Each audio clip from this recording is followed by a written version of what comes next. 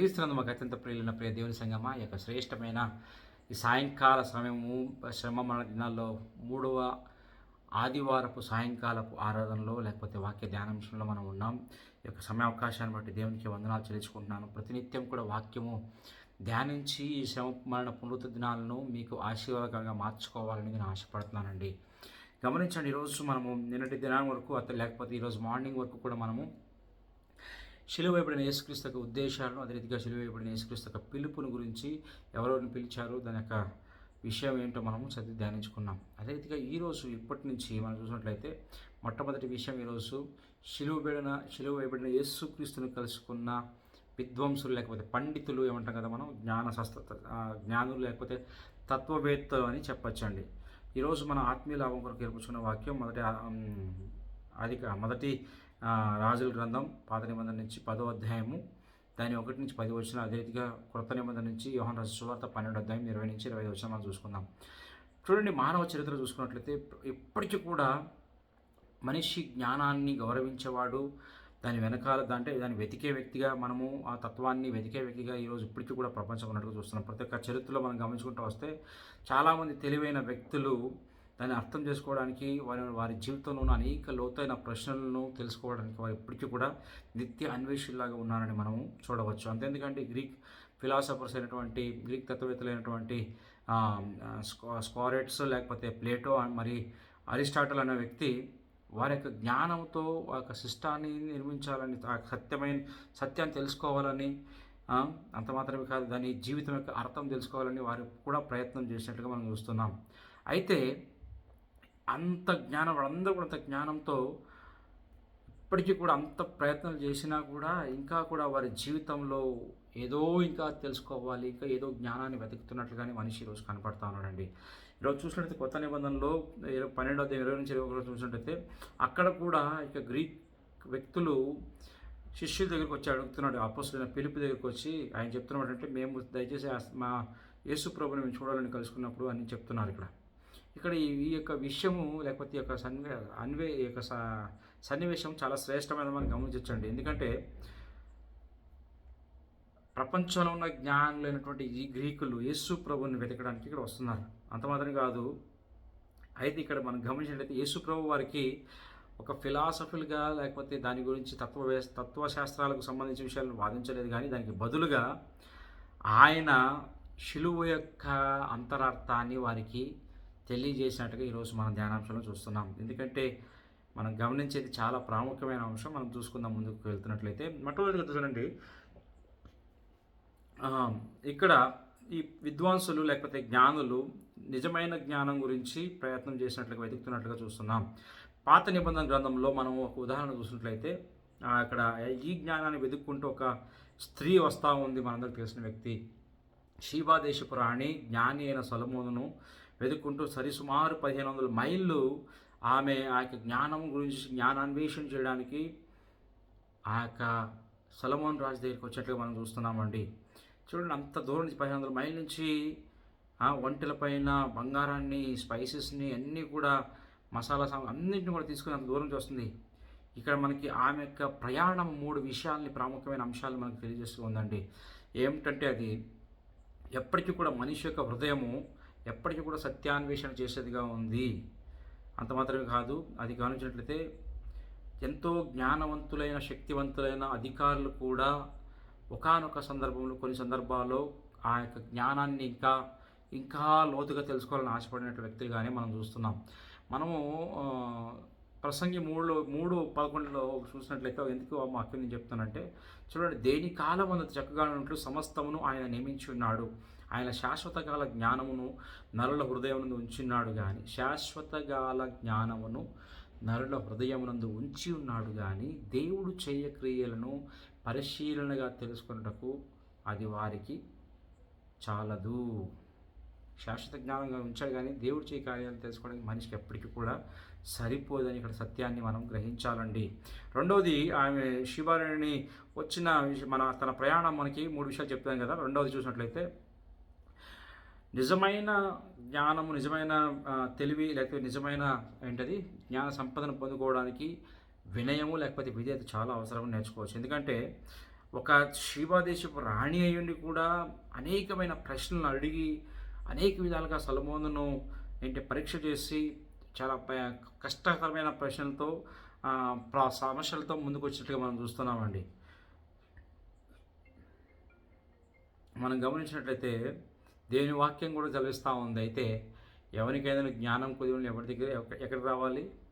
దేవుడిని అడగాలని దేవుని వాక్యం చదివిస్తూ ఉంది. యాకోబు పత్రిక 1:5 చూడండి. మూడోది చూసినట్లయితే మనం గమనించినట్లయితే నిజమైన జ్ఞానము వైయక్తికమైన అంటే దర్శనాన్ని లేకపోతే మనం సంధించేదిగా ఉండాలి అని చూస్తున్నాం. ఇక్కడ గమనించినట్లయితే ప్రేమించారు సొలొమోనును ఆమె కలుసుకున్న తర్వాత ఏంటండి ఆమె చెప్తా ఉన్న మాట ఏంటంటే 1 రాజుల గ్రంథము 10వ అధ్యాయం 7వ వచనం ఒక మాట చదువుదాం. ఆయన చెప్తుందంటే నేను చూసింది ఎంతమంది, నేను చెప్పిన దానికంటే నేను చూసింది కేవలము ఆ చెప్పిన విషయాలు సగమే, మీరు చూస్తే ఇక్కడ చాలా ఎక్కువ ఉందని చెప్తా ఉంది. అయినను నేను వచ్చి కన్నులారా చూడక మునుపు ఆ మాటలు నమ్మకయుంటిని, ఉన్నదానిలో సగమైనను నాతో చెప్పబడలేదని ఇప్పుడు నేను తెలుసుకొనుచున్నాను. నీ జ్ఞానమును నీ భాగ్యమును నేను విన్న దానిని బహుగా మించినది. చూడండి, నేను తెలుసుకుంది, నేను ఇంతవరకు నీ గురించి నేను విన్నది సగమే అని ఆమె తెలియజేస్తూ ఉందండి. ఈ వైయక్తికంగా కలుసుకున్నప్పుడు నిజమైన జ్ఞానాన్ని మనము నిజమైన విషయాలను తెలుసుకోవడానికి సాధ్యమవుతుందని గమనించవచ్చు. అందుకే మనం ఏదైనా సరే వైయక్తికంగా అనుభవిస్తే కానీ ఆ విషయాలు మనకు తెలియదని మనం తెలుసుకోవాలి దీని ముఖాంతరంగా. రెండోది చూసుకున్నట్లయితే ప్రేమేందని బిడ్డారా, ఇక్కడ కొత్త నిబంధనకు వస్తాం మనం. ఈ యొక్క విద్వాంసులు లేకపోతే ఈ జ్ఞానులు, ఈ పండితులు, తత్వవేత్తలు ఎవరిని కలుసుకుంటున్నారు? ఇక్కడ శిలువకి ఇవ్వబడిన యేసుక్రీస్తుని కలుసుకుంటున్నారండి. ఎప్పుడైతే ఈ గ్రీక్ దేశం నుంచి వచ్చిన వ్యక్తులు యేసు ప్రభువుని ఆయన కలుసుకొని ఆయన నుంచి ఏమొస్తుందని చూసినట్టు వారికి ఒక సర్ప్రైజ్గా, ఒక షాకింగ్గా అక్కడ యేసుప్రభు ఆన్సర్లు చెప్పినట్టు ఆయన మాటలు మనకి స్పష్టంగా తెలియజేస్తున్నాయి. ఎందుకంటే వారు ఏదో వెతుకుదామని వచ్చారు కానీ జ్ఞానాన్ని ఆయన నుంచి ఒకవేళ ఒక మిరాకిల్ వర్కర్గానో లేకపోతే అద్భుత కార్యాలు చేసే వ్యక్తిగానో కొన్ని విషయాలు ఆయన నుంచి ఎక్స్పెక్ట్ చేసి వచ్చారు. కానీ ఇంకా యేసుప్రభు ఇంకా అంతరార్థంగా చాలా విలువైన శ్రేష్టమైన మాటలను మాట్లాడుతూ ఉన్నాడు. ఆయన మాట్లాడుతున్న మాటలు ఏంటంటే ఆయన చెప్తున్నాడు 12వ అధ్యాయం 23వ వచనంలో, మనిషి కుమారుని సమయము వచ్చి ఉన్నది అని చెప్తున్నాడు. మనిషి కుమారుడు మహిమ పొందుకునే సమయం వచ్చిందని చూడండి ఒకసారి ఆ మాట. అందుకు యేసు వారి తిట్టలను, మనిషి కుమారుడు మహిమ పొందవలసిన గడియ వచ్చి ఉన్నది అని చెప్తున్నాడు. ఇక్కడ చూడండి, ఇక్కడ ఈ మనిషి కుమారుడు పొందుకోవాల్సిన సమయం, మహిమ పొందుకోవాల్సిన సమయం వచ్చిందంటే ఇది ఒక రాజకీయంగా రావాల్సినటువంటి శక్తి కాదు, కానీ అది దేని శక్తి అని మాట్లాడుతున్నాడంటే ఆయన శిలువ యొక్క శక్తి గురించి ఆయన మాట్లాడుతున్నాడు. చూడండి, అందుకే నేను చెప్తా ఉంది, మనిషి యొక్క జ్ఞానము మన యొక్క బలాన్ని బట్టి విజయాన్ని కోరుకునేదిగా ఉంది. కానీ ఇకైతే అక్కడ దేవుడు మనకి తెలియజేసే విషయం ఏంటంటే మనకు లభించే జయము ఎవరి త్యాగం నుంచి అంటే ఒక త్యాగం నుంచి, అది యేసుక్రీస్తు యొక్క శిలువ త్యాగం నుంచి అని మనం గమనించాలండి. మనిషి జ్ఞానము తన శక్తి ద్వారా విజయాన్ని పొందుకోవాలని ఆశిస్తే నిజమైన విశ్వాసి జ్ఞానము లేకపోతే నిజమైన దేవుని తెలివి మనం గమనించినట్లయితే దేవుని ఉద్దేశం ఏంటంటే ఆయన యొక్క బలిదానం ద్వారా జయాన్ని పొందుకోవాల్సినదే విషయం ఇక్కడ గమనించండి. ప్రేమ మొదటి కొరింథీయులకు రాసిన పత్రిక ఒక మాట నేను చూపించడానికి ఇష్టపడుతున్నాను. మొదటి కొరింథీయులకు రాసిన పత్రిక, అపోస్తలుడైన పౌలు మొదటి కొరింథీయులకు రాసిన పత్రిక 1వ అధ్యాయం 23-24 చూసినట్లయితే అక్కడ కూడా వాక్యం సెలవిస్తూ ఉంది. అయితే మేము సిలువకు వేయబడిన క్రీస్తును ప్రకటించున్నాము. ఆయన యూదులకు ఆటంకముగాను అన్ని జనులకు వెరితనంగాను ఉన్నాడు. కానీ యూదులకేమీ గ్రీసు దేశులకేమీ పిలువబడిన వారికి క్రీస్తు దేవుని శక్తియును, ఏమై ఉన్నాడు ఆయన? దేవుని యొక్క శక్తియును దేవుని జ్ఞానమై ఉన్నాడు. ఇప్పుడు అల్టిమేట్గా జ్ఞానం ఎవరు? యేసుక్రీస్తే జ్ఞానమై ఉన్నాడు. ఆయన శిలువే జ్ఞానం. అది ఇక్కడ చాలా తెలివిగా, చాలా అంతరార్థంగా ఆయన మాట్లాడుతూ ఉన్నాడు. ప్రేమ వారు వచ్చిన ఉద్దేశాలకు ఏదైతే ఉండదు, కానీ ఇక్కడ యేసుప్రభు నిజమైన స్పష్టతను ఇక్కడ వారికి తెలియజేస్తున్నాడు ఆ గ్రీకులకు. చూడండి, అంత మాత్రమే కాదు, ఇక్కడ ఏం తెలిసినట్టు ఈ శిలువ ప్రపంచము అర్థము చేసుకోలేని జ్ఞానాన్ని బయలుపరిచేదిగా ఉందండి. దీన్ని స్పష్టంగా మనం గమనించాలండి. చూడండి, మూడో విషయం చూసినట్లయితే శిలువ యొక్క జ్ఞానం. ఆ శిలువ యొక్క జ్ఞానం ఏమిటని మనం ధ్యానించుకున్నట్లయితే ప్రేమ యేసుప్రభు ఈ విధంగా ఎక్స్ప్లెయిన్ చేస్తున్నాడు. ఏంటంటే ఆయన యొక్క మరణము గురించి ఒక సింపుల్గా ఒక ఉదాహరణతో ఆయన చెప్పిస్తున్నాడండి. ఏమని 24వ వచనం మనం చూసుకుందాం. ఆయన యూదులకు ఆటంగాను యోహాను రాసిన సువార్త 12:24 మనం చూసుకున్నట్లయితే గోధుమ గింజ భూమిలో పడి చావకుండిన ఎడల అది ఒంటిగానే ఉండను, అది చచ్చిన ఎడల విస్తారంగా ఫలించును. ఇక్కడ ఏం చూస్తున్నామంటే ఇక్కడ దేవుని రాజ్యం యొక్క ఒక ప్రిన్సిపల్ని ఆయన స్పష్టంగా బయలుపరుస్తున్నాడు. అది ఏంటంటే జీవము లేకపోతే జీవితము దేని వస్తుందంటే మరణము ద్వారానే జీవము పొందుకునేదిగా ఉన్నదని మనం ఇక్కడ ఆయన స్పష్టంగా ఎక్స్ప్లెయిన్ చేస్తున్నాడు. చూడండి, ఎందుకు అంటే యేసుక్రీస్తు యొక్క మరణము ద్వారా మానవాళికి నిత్యత్వము లభించేదిగా ఉందని మనం చూస్తున్నాం. అందుకే అపోస్తులైన పౌలు రోమీయులకు రాసిన పత్రిక 5వ అధ్యాయం చూసినట్లయితే మనం ఇంకనూ పాపులుగా ఉండగానే క్రీస్తు మన కొరకు చనిపోయిందని దేవుని వాక్యం సెలవిస్తూ ఉందండి. చూడండి, ఎందుకంటే ఈ యొక్క త్యాగమే ఆ యొక్క ఫ్రూట్ని లేకపోతే ఆ యొక్క ఫలాన్ని ప్రొడ్యూస్ చేసేది, ఉత్పత్తి చేసేదిగా ఉందండి ఆయన త్యాగము. అది ఏ విధంగా అంటే మనం గమనించాలి, శిలువ లేనిదే విడుదల లేదు, అంతేనా కాదా? శిలువ లేనిదే పాపానికి పరిహారం లేదండి, శిలువ లేనిదే విడుదల లేదనే సత్యాన్ని గ్రహించుకోవాలి. మనం చూసినట్లయితే అందుకే అపోస్తులైన పౌలు హెబ్రీయులకు రాసిన పత్రిక 9వ అధ్యాయం 22వ చూసినట్లయితే రక్తము చిందించకుండా పాప క్షమాపణ లేదనే వాక్యాన్ని మనం హెబ్రీయులు 9:22 మనం చూస్తున్నామండి. నిజమైన జ్ఞానము అది ఏం కోరుకునేదిగా ఉందంటే సమర్పణ జీవితాన్ని కోరుకునేదిగా ఉంది. మనిషి యొక్క గర్వము ఖచ్చితంగా దేవుని ముందు, దేవుని జ్ఞానం ముందు తలదించాల్సిందే. మనకి సామెతల గ్రంథం 9వ అధ్యాయం 10వ వచనంలో ఒక మాట చూసుకున్నట్లయితే చూడండి, 9:10 ఈ విధంగా తెలుస్తూ ఉంది, యెహోవా యందు భయభక్తులు కలిగి ఉంటే జ్ఞానమునకు మూలము, పరిశుద్ధ దేవుని గురించిన తెలివియే వివేచనకు ఆధారము. ఎవరి యందు భయభక్తులు మనకి జ్ఞానం కలిగించేది? ఆయన యందు భయభక్తి కలిగి ఉండటమే, ఆయన గురించిన తెలివియే మనకి ఒక వివేచన. ఆయనను తగ్గించుకోవడము, భయభక్తులు కలిగి ఉండటం అదే జ్ఞానం అని దేవుని వాక్యం స్పష్టంగా తెలియజేస్తూ ఉందండి. 4వది చూసుకున్నట్లయితే ప్రేమించరా, ఇక్కడ శిలువ ఈ యొక్క పండితుల్ని శిష్యులుగా ఉండడానికి పిలిచినట్టుగా మనము గమనిస్తున్నాం. ఆయన యేసుక్రీస్తు దేంతో ఇంక వీరి దగ్గర ముగిస్తున్నాడు వారి సంభాషణ చూసినట్లయితే ఒక ప్రశ్నార్థకంగా అంటే ఒక సవాలాత్మకమైన ప్రశ్నను వారి దగ్గర ఉంచుతున్నాడు. ఏమని? 25వ వచనం చూడండి. 25వ వచనం చూసినట్లయితే తన ప్రాణమును ప్రేమించువాడు దానిని పోగొట్టుకొనును, ఈ లోకములో తన ప్రాణమును ద్వేషించువాడు నిత్య జీవం కొరకు దానిని కాపాడుకుందనని మీతో నిత్యముగా చెప్పుచున్నాను అంటున్నాడు.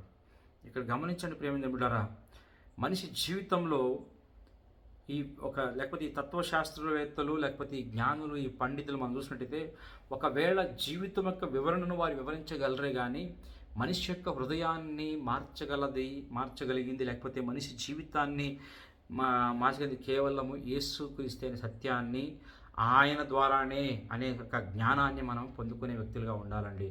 చూడండి, క్రీస్తును వెంబడించడానికి కావాల్సిన ప్రాముఖ్యమైన అంశాలు ఏంటి ఇక్కడ మనం తెలుసుకున్నట్లయితే సమర్పణ జీవితంగా, తగ్గించుకునే స్వభావంతో, విశ్వాసం కలిగినట్లయితే ఆయనను వెంబడించడానికి సాధ్యమవుతుందని మనం చూస్తున్నాం. అందుకే దేవుడు యేసుక్రీస్తు మనకి 9వ లోకరాశి సువార్త 9వ అధ్యాయం 23వ వచనంలో అంటాడు కదా, మీ శిలువనెత్తుకొని నన్ను తను తాను ఉపేక్షించుకొని నన్ను వెంబడించేవాడు తాను ఉపేక్షించుకొని మీ శిలువనెత్తుకొని నన్ను వెంబడించడం అక్కడ ఆయన మాట్లాడుతున్నట్టుగా చూస్తున్నాం. కనుక ప్రేమైన దేవుడారా, దానికి కావాల్సిన విషయాలు ఏంటంటే సమర్పణ జీవితం కావాలి, తగ్గించుకుని తను ఉపేక్షించుకుని సెల్ఫ్ డెత్. మనం అనేక సార్లు నేను ఎక్స్ప్లెయిన్ చేశాను ఈ విషయంలో. అంటే ఎలాగైతే పౌలు అంటాడు, నేను శిలువకు వేయబడ్డాను అంటే నేను జీవించింది నేను కాదు, ఇక మీదట క్రీస్తే నాలో బతుకుతాడని గలతీ 22:20 చెప్తున్నాడు. అదేవిధంగా శిలువను వెంబడించడం అంటే మనం ఆయన కొరకు మన జీవితాన్ని సమర్పణగా అర్పించి విశ్వాసంతో ఆ యొక్క శిలువను ఎత్తుకుని ఆయన వెంబడించడం అనేది మనం గమనించుకోవాలండి. ఇక్కడ మనం తెలుసుకోవాల్సిన విషయం ఏంటంటే షీబా దేశపు రాణి జ్ఞానాన్ని వెతుక్కుంటూ వచ్చింది. గ్రీక్ జ్ఞానతులు లేకపోతే గ్రీక్ పండితులు కూడా యేసు ప్రభువుని వెతుక్కుంటూ వచ్చారండి. అయితే ఇద్దరు కథలు కూడా మనం చూసినట్లయితే ఒకే సత్యాన్ని తెలియజేసేది ఉంది. అదేంటంటే శ్రేష్టమైన జ్ఞానము ఈ ప్రపంచంలో ఓన్లీ ఎక్కడ అది బయలుపరచబడుతుందంటే, ఎవరి దగ్గర బయలుపరచబడుతుందంటే శిలువకు విడిన యేసుక్రీస్తునందు మాత్రమే. ఆయనే జ్ఞానమై ఉన్నాడు, ఆయనందు భయభక్తులు కలిగి ఉన్నట్టే జ్ఞానము. ఆయన శిలువే జ్ఞానమైనది. ఆయన యొక్క దేవుని శక్తి ఆయన శిలువే అని మనం ఇందాక ధ్యానించాం. చూడండి ప్రేమ దేవుడారా, శిలువ ముందు శిలువలో మనం ఏం చూడొచ్చు అంటే దేవుని ప్రేమను మనం గమనించవచ్చు, దేవుని న్యాయ తీర్పును మనం గమనించవచ్చు, దేవుని యొక్క రక్షణను మనము గమనించవచ్చు అండి. ఈరోజు శిలువ కూడా యేసుక్రీస్తు మనం పిలిచే విషయం ఏంటంటే, ప్రియ సహోదరులారా చూడండి, ప్రజలు ఈరోజు జ్ఞానాన్ని పొందుకోవడానికి, విద్యాభ్యాసాన్ని పొందుకోవడానికి, మరి జీవితంలో సక్సెస్ చూడడానికి వారికి నాలెడ్జ్ చాలా అవసరం అని దాని వెంబడి ఈరోజు మనిషి ప్రయత్నం చేస్తూనే ఉన్నాడు. అయితే అసలైన తెలివి, శ్రేష్టమైన జ్ఞానము ఏమిటని గమనించినట్లయితే శిలువకు పడిన యేసుక్రీస్తును తెలుసుకోవడమే నిజమైన జ్ఞానం అని ఈరోజు గుర్తించవలసిందిగా నేను దేవుని యందు మిమ్మల్ని బ్రతిమలాడుకుంటున్నా. ప్రేమ దేవులారా, ఇంటి తర్వాత చదవండి, చూడండి. అందుకే అంటాడు అపోస్తలుడైన పౌలు కొరింథీయులకు రాసిన పత్రిక, నేను అది కూడా చదివినిపిస్తాను. 1 కొరింథీయులకు రాసిన పత్రిక 2వ అధ్యాయం 2వ వచనం చూసినట్లయితే ఆయన చాలా శ్రేష్టమైన మాటలు అక్కడ మాట్లాడుతూ ఉన్నాడు. నేను యేసుక్రీస్తును అనగా సిలువబడిన యేసుక్రీస్తును తప్ప మరి దేనిని మీ మధ్య నెరవేరుకుందనని నిశ్చయించుకుంటుని అంటున్నాడు. ఎవరైనా అపోస్తలుడైన పౌలు గురించి మనందరికీ తెలుసు. ఒకప్పుడు సౌలుగా ఉన్న వ్యక్తి, ధర్మశాస్త్ర పండితుడు, గమానియేల్ పాదం దగ్గర అన్నీ నేర్చుకున్నటువంటి మంచి విద్వాంసుడు ఈయన కూడా. అటువంటి విద్వాంసుడు కూడా చెప్తున్న మాట ఏంటంటే, క్రీస్తులోకి వచ్చిన తర్వాత అటువంటి పండితుడు, అటువంటి జ్ఞాని చెప్తున్న మాట ఏంటంటే, ఎప్పుడైతే క్రీస్తు సేవకుడికి మారిపోయినా అంటున్నాడు, నేను యేసుక్రీస్తును అనగా సిలువబడిన యేసుక్రీస్తును తప్ప మరి దేనిని మీ మధ్య జరుగుతుందంటే, ఇంకే విషయం మీ మధ్యలో నేను తెలుసుకోవడానికి నేను నిశ్చయించుకోలేదు. కేవలం సిలువకి యేసుక్రీస్తును మాత్రమే. ఎందుకంటే అదే జ్ఞానం, అదే దేవుని శక్తి అని ఇంతకు మనము ఇదే పౌలు ఇంతకు ముందర అధ్యాయంలో మనం చెప్పినట్టుగా మనము చూస్తున్నాం. దీని అర్థం ఏంటంటే ప్రేమ ఏమిటారా, నిజమైన జ్ఞానము యేసుక్రీస్తు. నిజమైన సత్యాన్వేషి నువ్వు అయ్యినట్లయితే ఆయనను వెతకడమే సత్యాన్వేషణ. ఆయనందే సర్వము నీకు గుప్తమై ఉందని దేవుని వాక్యం సెలవిస్తూ ఉందండి. ప్రేమ ఏమిటారు, అలాగైతే ఆ యొక్క కలువరి శిలువ దగ్గరికి ఈరోజు నువ్వు రా. ఇవి ఏం నేర్చుకోవాలనుకుంటున్నావు ఈరోజు? ఇంకా నువ్వు ఏదో లోకంలో నేర్చుకోవాలనుకుంటున్నావు. వాటన్నిటికంటే శ్రేష్టమైనది ఈరోజు అల్టిమేట్గా మనం చూసినట్లయితే అల్టిమేట్గా ప్రతి ఒక్క వ్యక్తి కూడా రావాల్సిన నిజమైన జ్ఞానం ఎక్కడంటే అది క్రీస్తు శిలువ మాత్రమే. గమనించాలి ప్రేమ దేవుడారా, నువ్వు వచ్చి ఆ యొక్క శిలువకి యేసుక్రీస్తుని నువ్వు సంధించినట్లయితే ఏ విధంగా అయితే ఈ గ్రీక్ దేశం నుంచి విద్యొచ్చిన సిద్ధాలు వారి జీవితం మార్చినట్లుగా చూస్తున్నామండి. ఆయన దగ్గరికి వచ్చినట్టు మనం కూడా క్షమాపణ పొందుకుందాం. నిజమైన జ్ఞాని ఆయన శిలువకి యేసుక్రీస్తు అని తెలుసుకుందాం. నిజమైన క్షమాపణ, నిజమైన జ్ఞానము, నిజమైన నిత్య జీవాన్ని ఆయన నుంచే మనం పొందుకుందాం. దేవుడి వాక్యాన్ని మిమ్మల్ని దీవించునుగాక. ఆమేన్.